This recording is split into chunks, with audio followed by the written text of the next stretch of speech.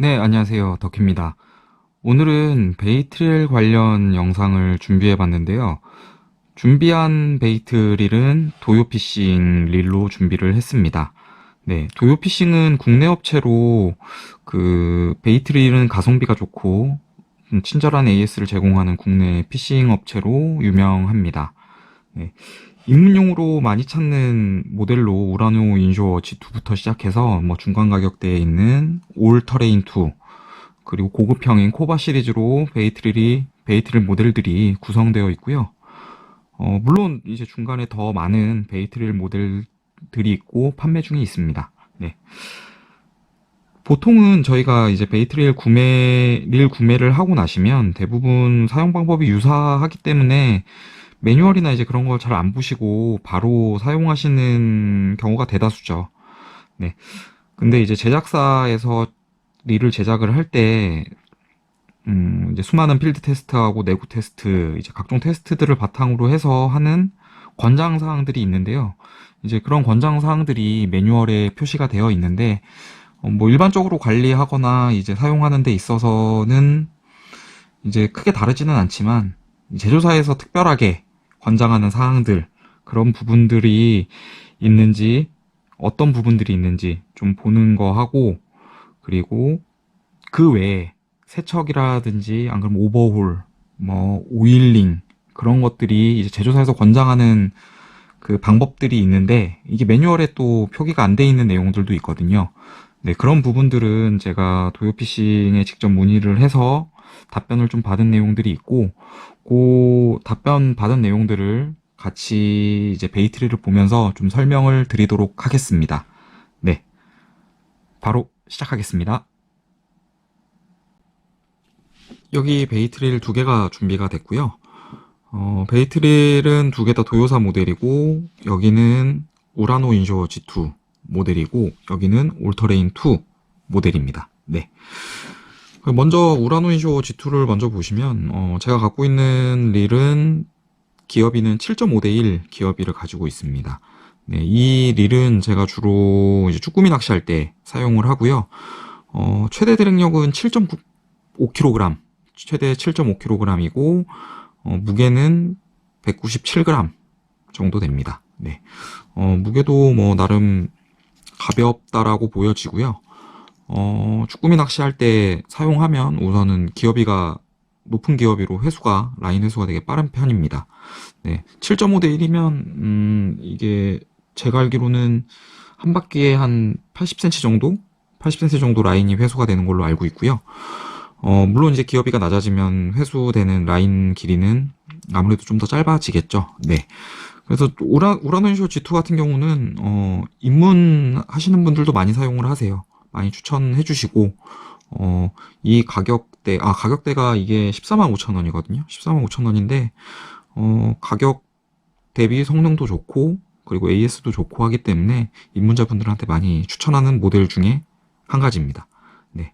단점은 드래그이 없고요. 지금 보시면 돌려도 드래그이 나진 않습니다. 네. 드래그이 안 나는 게 조금 흠인데 요 정도 145,000원 가격대에 또 드래그까지 나는 모델은 또 아직까지 저는 못 본 것 같아요. 있긴 있을 텐데, 네. 찾기 어렵지만 하여튼 요 모델도 드래그은 없습니다. 네. 요거는 우라노 인쇼였고요. 그리고 지금 보시고 있는 거는 이제 올터레인 2고요. 올터레인 2는 가격은 25만 원입니다. 네. 가격은 25만 원이고, 간단하게 좀 설명을 드리면 제가 갖고 있는 지금 릴은 기어비가 5.6대 1입니다. 5.6대 1이고, 최대 드랙력은 9kg이고, 무게는 175g. 네, 맞을 거예요. 아마 제 기억에 맞으면 175g 무게고요. 우라노 인쇼보다 한 20g 정도 가벼운 무게네요. 네, 차이를 느낄 수 있는 그런 무게는 아닌 것 같아요. 네, 그래도 하여튼 조금 가볍습니다. 베어링 수는 우선 10개가 들어가 있는데, 이제 하나가 원웨이 베어링이 한 개가 들어가 있고, 나머지가 이제 베어링 9개로 구성되어 있고, 우라노 인쇼 같은 경우는 베어링이 9개입니다. 이제 가격이 조금 더 나가니까 베어링이 한 개가 추가가 더 돼 있고요. 그리고 우라노 인쇼와는 다르게 드래그이 납니다. 보시면 소리 들리시죠? 네. 이렇게 드래그이 나기 때문에 뭐 참돔이나 이제 좀 큰 대상어를 걸었을 때는 드래그으로 내가 뭔가 좀 액티브한 걸 하고 있구나라는 걸 많이 느낄 수가 있죠. 네. 그래서 드래그 있는 거를 뭐 찾으시는 분들이 많고요.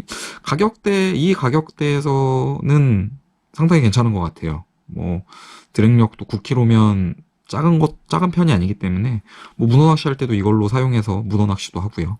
네. 그래서 되게 만족도가 높습니다. 저는 요 베이트릴 특히 이 울트레인 2 같은 경우는 만족도가 되게 높고요. 뭐 추천을 해달라, 국산일 중에 한 개 추천해달라라고 하면 저 같으면 금전적인 조금 부담이 없으시다면 요거 울트레인 2를 좀 추천을 드릴 것 같고요.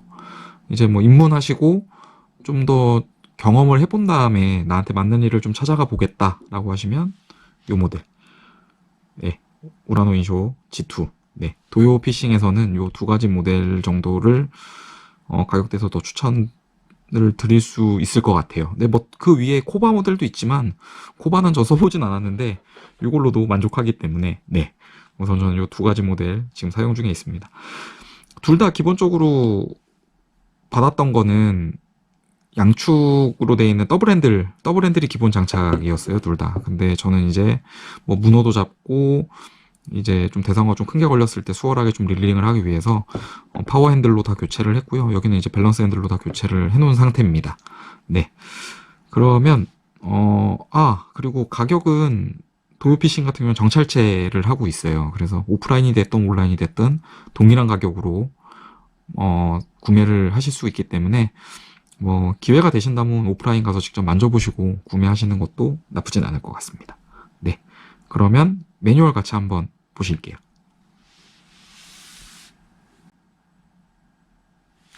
박스 두 개 중에서 울터레인 2 박스를 우선 지금 준비를 해놨습니다. 네, 가격 써있죠. 여기 25만원. 네, 25만원입니다.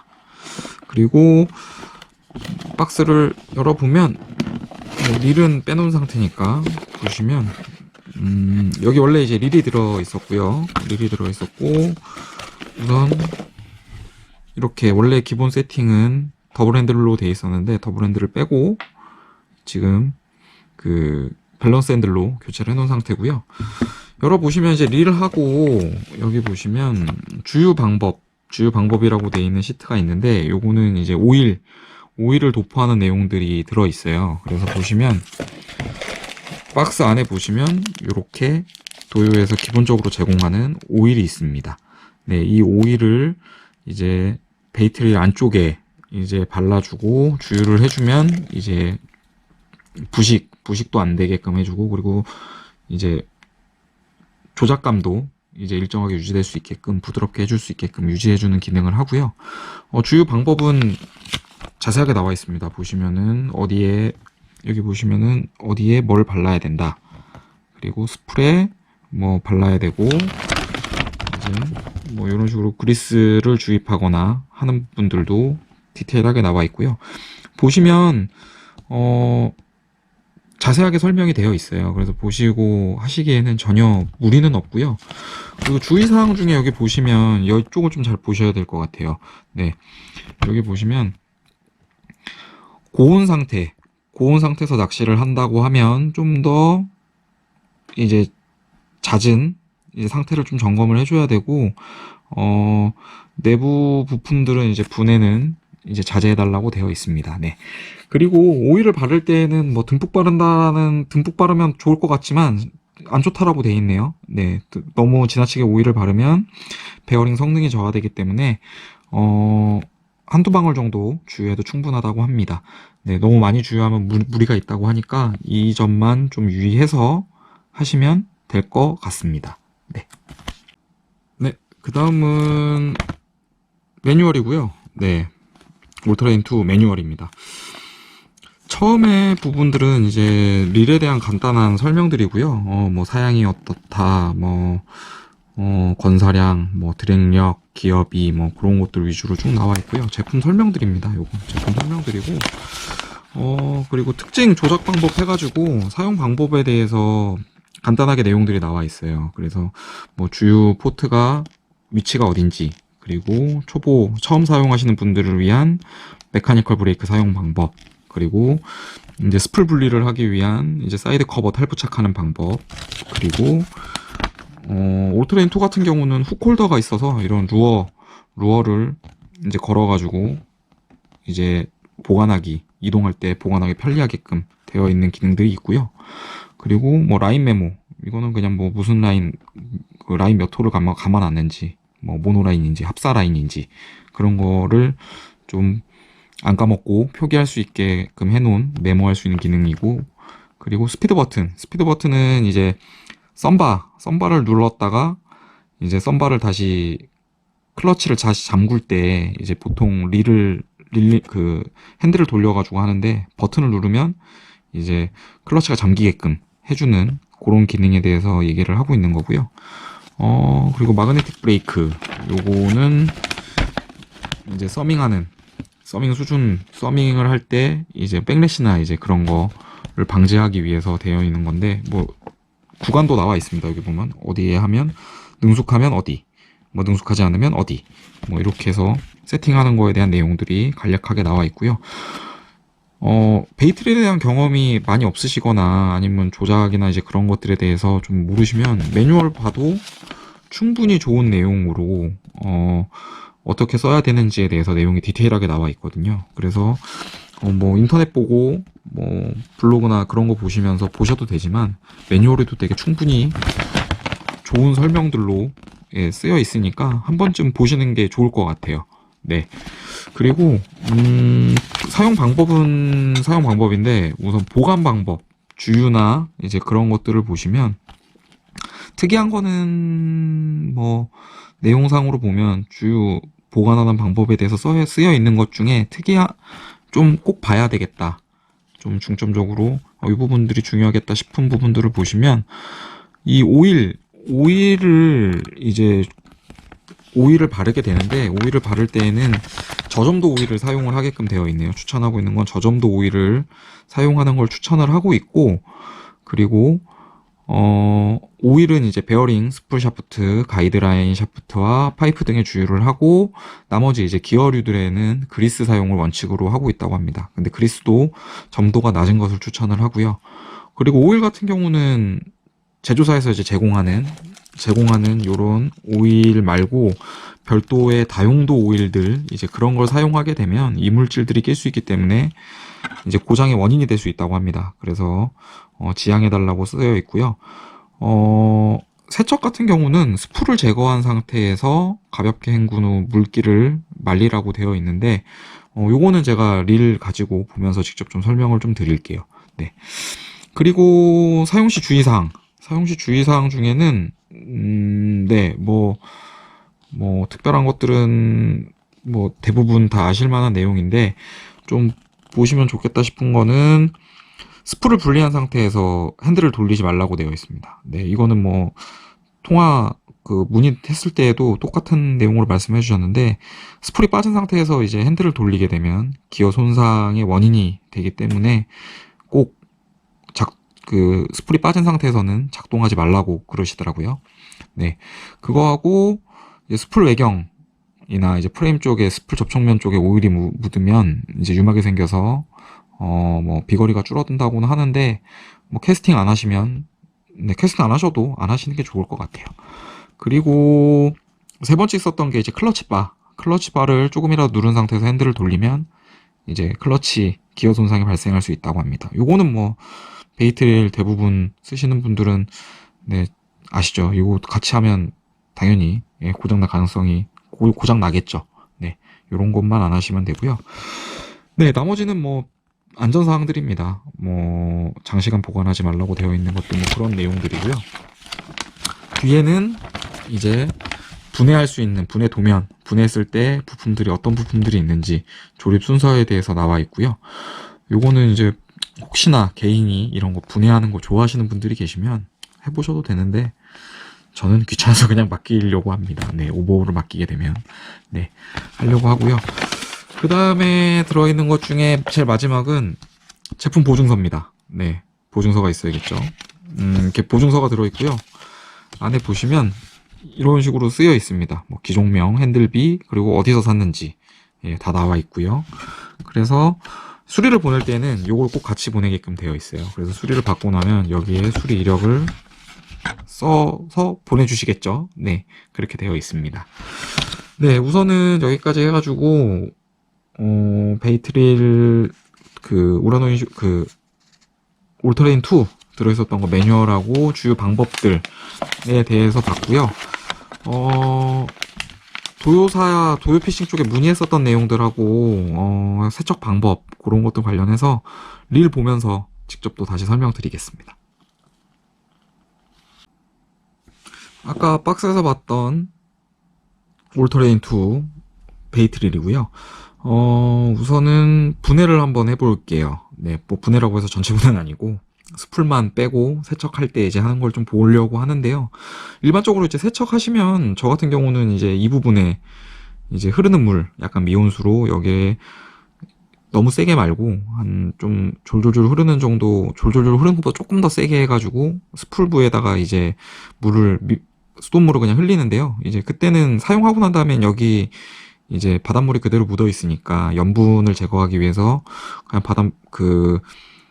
물을 좀 흘려가지고 이제 스풀 부위하고 라인에 묻은 그 바닷물을 좀 제거를 하고 나머지는 이제 드랙을 다 잠근 상태에서 이제 물로 간단하게 그냥 한번 흔들어서 닦는 정도, 그 정도로 이물질을 제거하는 그 정도 수준으로만 했거든요. 하고 이제 겉에를 이제 수건으로 한번 닦아준 다음에 드랙을 다 풀어주고 그 상태에서 이제 그늘진 데서 말려서 했는데 제조사에서 추천하는 방법은 그게 아니겠더라고요. 그러니까 그게 뭐 틀렸다라기보다는 이렇게 해주면 더 좋습니다라고 하는 방법이 있는데 아까 전에 뭐 매뉴얼에서도 말씀을 드렸지만 스풀을 분리한 상태에서 하라고 되어 있으니까 스풀을 한번 분리를 해볼게요. 네.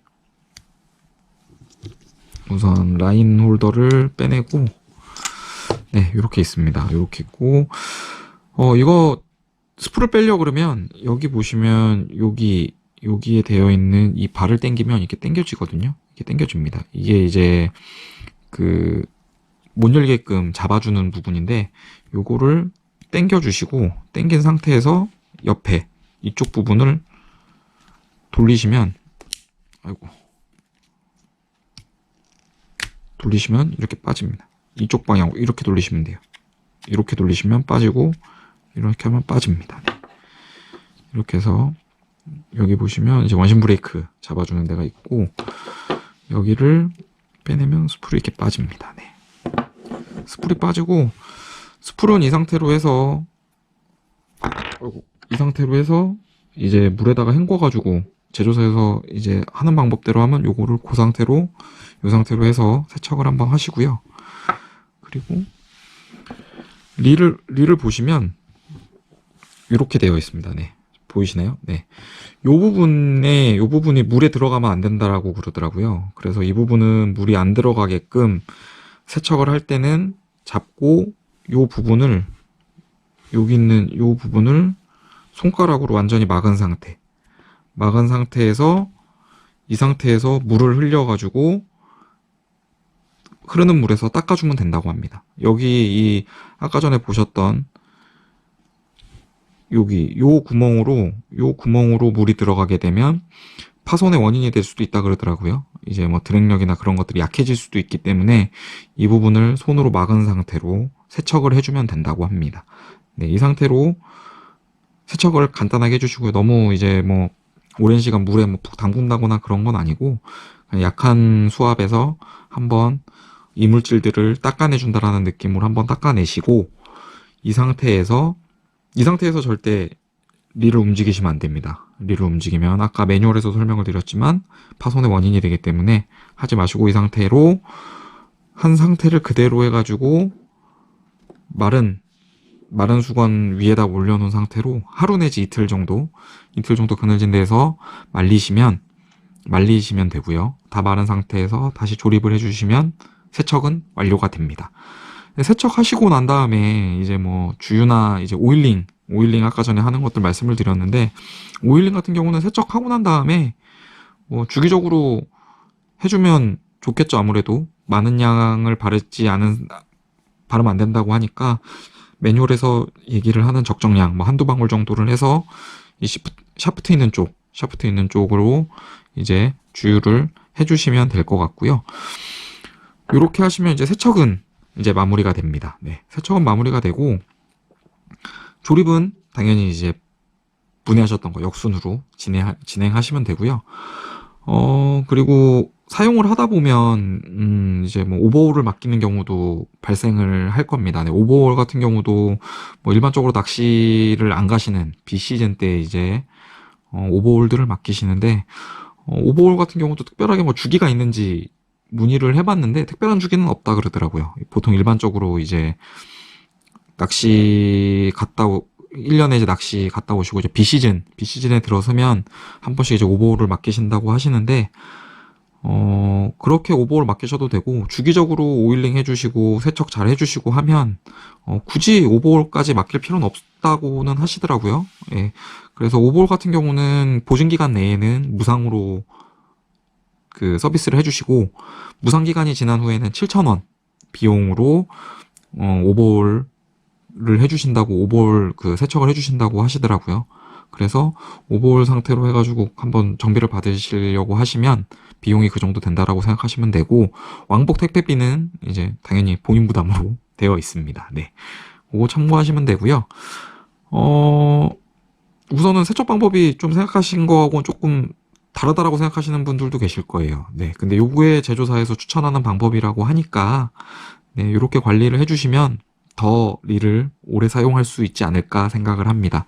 그리고 저희보다 훨씬 더 많은 정보를 또 갖고 있을 거고, 많은 필드 테스트와 다른 또 테스트들을 했을 테니까, 이렇게 해주시면 좋은 릴을 오랫동안 사용할 수 있지 않을까 하고요. 네. 우선은 릴 관련되는 영상은 오늘 여기까지가 마지막이고요. 저는 이제 이번 주 말에 침선 우럭 낚시 한번 가볼 예정이거든요. 그래서 침선 우럭 낚시를 되게 오랜만에 나가는데, 기대도 많이 되고, 요즘에 또 조항이 어떨지 몰라서 걱정도 조금 되긴 하는데, 우선 즐겁게 갔다 올 예정이고요. 또 갔다 와서 좋은 영상으로 또 다시 한번 또 찾아뵙겠습니다. 네, 긴 시간 시청해주셔서 감사합니다.